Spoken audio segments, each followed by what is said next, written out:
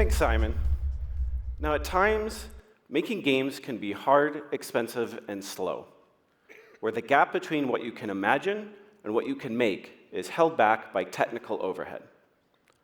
I don't know about you, but spending hours in a node graph trying to untangle and understand what's going on just to change one thing is not my idea of creativity. There has to be a better way to do this. So that's what we've been working on. Tools that enable you to build faster and iterate more. Now, Unreal has been built on a simple idea: your source, your pipeline, your workflow. Give developers complete control over the tools and get out of the way. That philosophy hasn't changed. We're just applying it to large language models. Now, in 5.8, we've implemented an MCP server that acts as a bridge between Unreal and any model that you want. For this presentation, we're going to be using Claude Code, but you can use Gemini, your own custom model, whatever you want. Enabling the Unreal MCP is as simple as turning on the plugin, doing a bit of config, and connecting to the model of your choice. And everything you're about to see today runs on that setup. Now, these are still early days, and models will still do some really unpredictable things. However, with this approach, we maintain the ability to go in and edit as you would any Unreal scene. OK, let's see this in action. On the left, we have Unreal Engine. On the right is a terminal running Claude Code. You can see every message going back and forth. Claude Code is talking to Unreal through the MCP server, reading the scene, and taking actions directly inside the engine. So let's start with something small, a modern living room. We start by giving the model some context, what we want to build, and whereabouts in the level. And to make sure everyone can follow along, we're showing a summarized version of each prompt as we go. But if you want the full details, you can still see that in the terminal window. We're going to speed things up from here for presentation purposes, but everything you're seeing is real work happening inside the engine. So we can ask for the basics: a sofa, a rug, and a coffee table. Then fill it in with chairs, a lamp, and a side table. Semantic search, which is part of the 5.8 release, pulls assets from your library that fit that description. And because this is Unreal, we can also manually add a chair, describe it as a reading nook, and the model will furnish the room accordingly. Every step here is a creative decision that you're making. Models are good at broad iterations. You're good at knowing exactly what you want. Those same principles work whether you're furnishing a room or whether you want to scale up and build an entire city. So let's take that same approach and build a city, and what characteristics each one has. Highways cut through on your direction, and from those, the road network starts to fill in. Place them in the level. Ask for a forest around the edge, and it can fill that in. At every step, you're making the calls. What do you end up with? It's not a rendered image. It's real geometry, real procedural content generation graphs that you can open, edit, and modify. And this works for a whole team, too. Other developers can work on their own sessions, building assets and dropping them straight into the city. The road network adjusts, the blocks update, and the city absorbs it. Different people, different sessions, and it all works together. So how does all of this actually work? With the MCP server as the bridge between Unreal and your model, it gives your model the ability to read your scene, understand your assets, and make changes directly in the engine. And because it's open, you're not locked into any particular model or workflow. Now, while large language models are great at language and reasoning, they don't naturally think spatially. Unreal does. To help connect the two, we're giving you over 80 foundational procedural content generation building blocks, a library of examples, and skills that encode specific Unreal workflows. Now, this is experimental, and it's going to keep getting better. This is where you come in. Tell us what's working. Tell us what's not. That's how we're going to make this better. Now that the city is built, we want to light it. Getting lighting right on Unreal is a skill that means touching dozens of parameters that all need to work together. Light balance, cloud materials, sky atmosphere, post-process. That's a lot to know. But by creating a dedicated lighting skill, you just describe what you want, and the model orchestrates what it is. Under the hood, it's adjusting all those settings in concert. Then we can ask for overcast skies. And this is a good example of where the model gets things wrong. It misread the sky and tweaked the cloud material the wrong way. But you can see exactly what happened, correct it in the next prompt, and you're right back to where you want to be. Because models also have real-world knowledge, you can just say, Bogota at 9:30 in the morning. And it will go and figure out the sun position, direction, temperature, and atmosphere that actually matches that. And if you want to match something specific, you can take an image. So here we used one of Vancouver, and ask it to replicate that look. It uses screenshots to assess and iterate until it gets there. And everything is still editable. Grab a road and move it, the city adjusts around it. Ask it to make a building taller or more prominent in the scene, and it does that. But then you can go in and modify any individual asset, making it exactly the way that you want it. This isn't a generated image that you're stuck with. It's a real scene in Unreal, and you control every part of it. Flashing lamps, steam, and a sense of danger as the player gets close.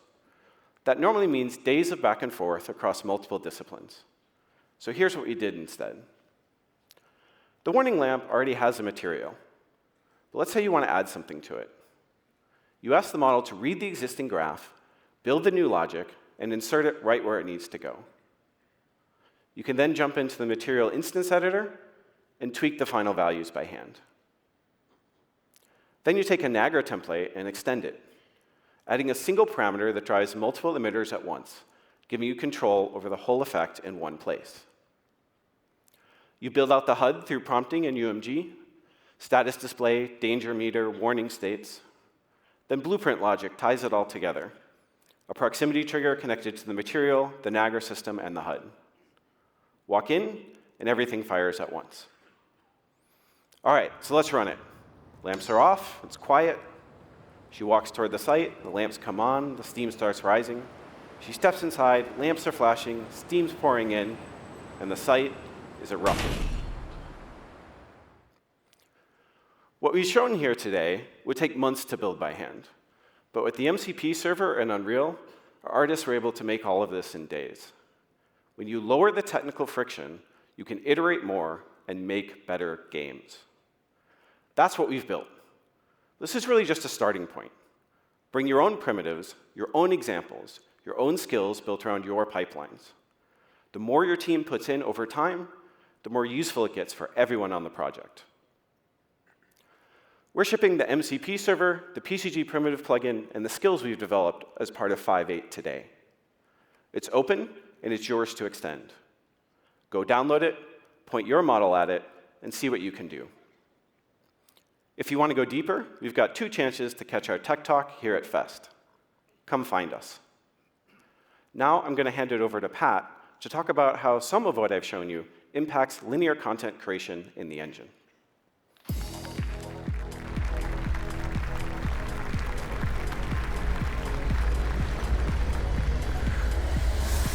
Thanks, Michael. Hi, everyone. My name is Pat Tubach. I've got a background in film and television.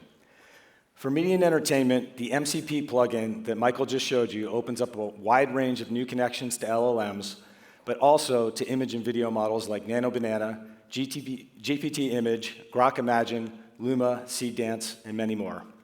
Michael was telling you about tools in the present, and I'm going to cover tools for creating linear content that are releasing early next year that give you control over these models. The standard approach to using an image model is to start by crafting a text prompt. In this case, I wrote a novel describing a fictional scene in Epic Motors, a 1950s gas station. But in professional situations where you have to hit story points, match exact continuity, and deliver what your creative director wants, you would typically communicate visually through sketches and pre-rivs. Unreal is great for that. So, to get started in Unreal, I scouted the derelict corridor scene from Quixel that's available on Fab, which I quickly customized to look like the gas station layout I needed. I worked in detail lighting mode since I was just using this for blocking to this stage. I dropped in some of the appropriate assets from that map: shelving, a propane tank, a cabinet, and also made proxy shapes for the assets that I didn't have: a long counter, more shelving, a cash register, and an ice chest.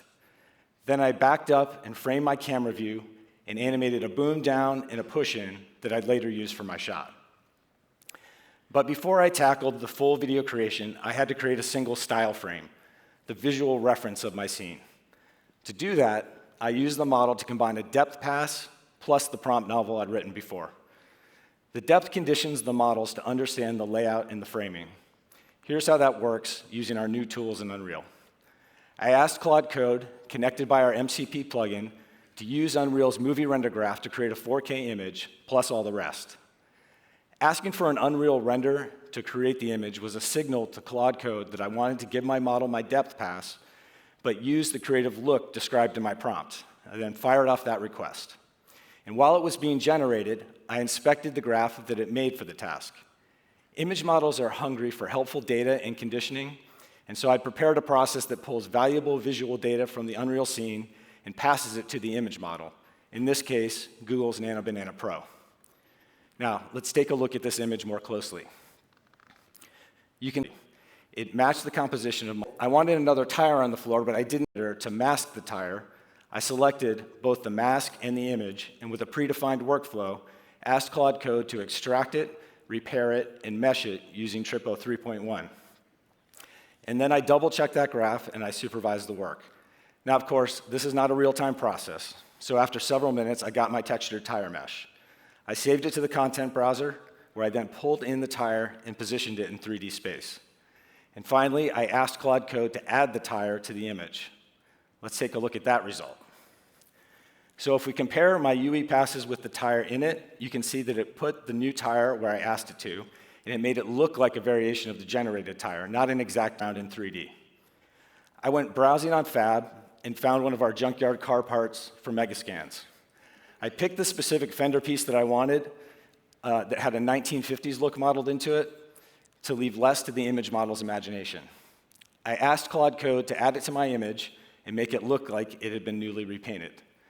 And after another image processing step in Nano Banana, that was done. Okay, now that I'd produced my style frame, I was ready to go back to our new Unreal tools to generate a video of our scene. And here's my shot camera move again. If you recall, this is the move that I created at the beginning. Over on the right, I ran a sequence render node that represents the depth over the entire range. I'm going to use the same depth restyling process with the video that I did on the still image.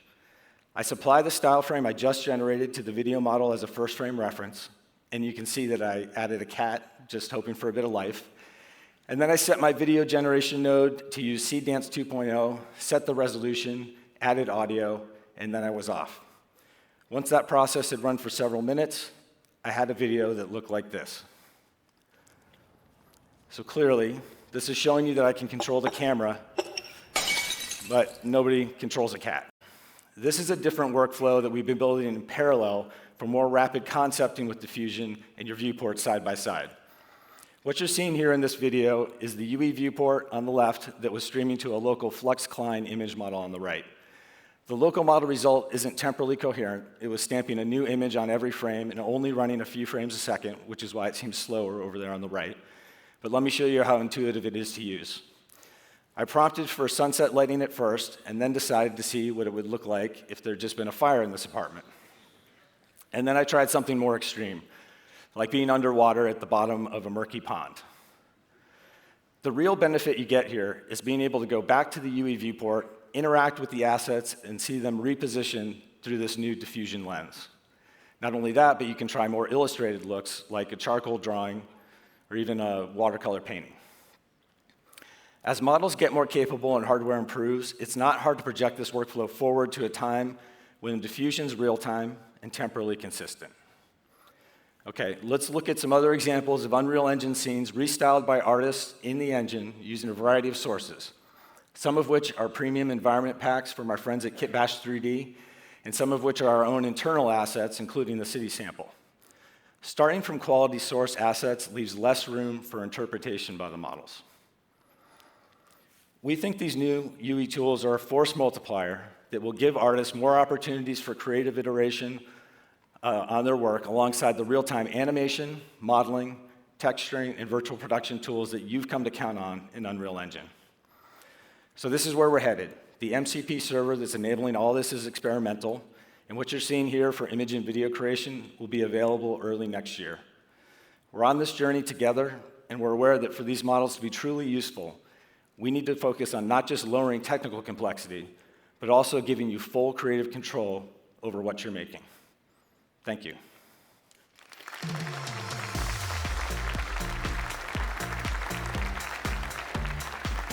Thanks, Pat. That was awesome.